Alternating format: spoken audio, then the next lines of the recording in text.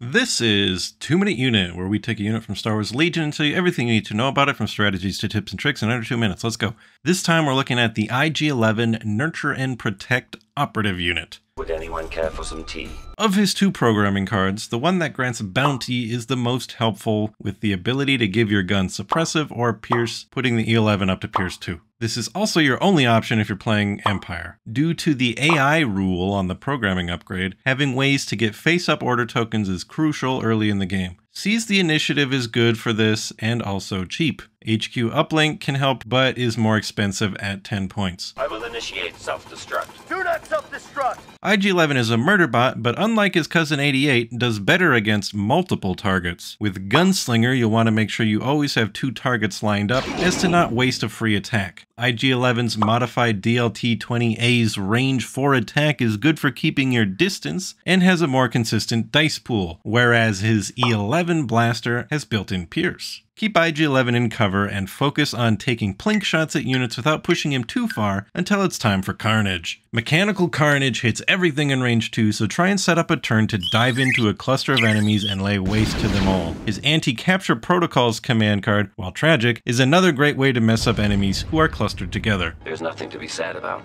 I've never been alive. IG-11 likes to have friends who can repair him, like Del Miko or an Astromech. Subparagraph 16 of the Bondsman Guild Protocol waiver compels you to immediately produce said asset. Make sure you get IG-11 a face-up order token on turns when you're going to need him to move. Once he's in place, you won't need to worry much about his AI, as he'll be happy just aiming and shooting each turn. Don't focus too much on securing his bounty target, as he's not as good at that as IG-88 is. Just think of IG-11 as a great army harasser that's excellent at causing trouble for your opponent while you move up on objectives.